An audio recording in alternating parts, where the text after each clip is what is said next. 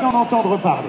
Absolument, voilà messieurs, on va retrouver quelques-uns de nos partenaires, bien sûr, le temps d'avoir de nouvelles infos avec le Club Tour de France, LCL bien sûr, Vittel, Skoda et Carrefour. Mais les choses vont vite, donc on va vous libérer très rapidement pour nous donner des infos de cette étape rapide. Merci François, avec un temps fort Daniel, ça sera le sprint peu après le prochain passage. Voilà, donc le sprint avec les points bien évidemment attribués donc, pour le maillot vert du classement par points. Attention, va monter d'un cran encore, alors que nous avons là cette foule qui continue, donc des centaines de milliers de spectateurs aujourd'hui donc sur les Champs-Élysées pour assister à l'arrivée d'une 98e édition qui fera date. Et tout à l'heure, au départ de Créteil, eh bien, un hommage était rendu à Laurent Fignon. Ça nous rappelle au niveau de l'intensité, sans parler du contre-la-montre de Paris, l'intensité que nous avions eue dans ce Tour de France où Greg LeMond et Laurent Fignon, à tour de rôle, prenaient le maillot jaune.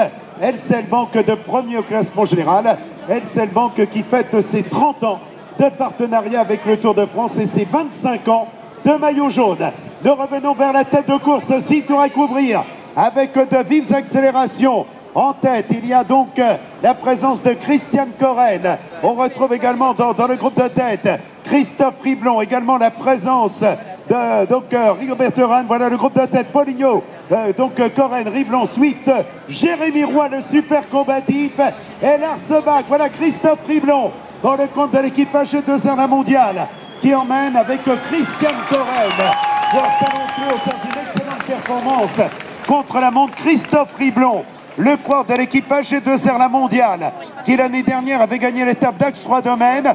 On retrouve également Ben Swift, le coureur britannique de l'équipe Sky, Jérémy Roy de l'équipe FDJ, le super combatif, et Lars Bak, le coureur danois qui s'était révélé autour de l'avenir.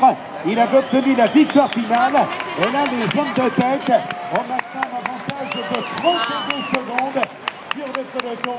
C'est une échappée composée de coureurs de tempérament et c'est là intéressant. Et les deux coureurs en forme, vous avez cité Jérémy Roy, irréprochable, le tempérament résolument tourné vers l'offensive. Jérémy Roy, le jeune coureur de la FDJ que l'on a véritablement découvert sur ce Tour de France, que le grand public a découvert sur ce Tour de France. Il a réalisé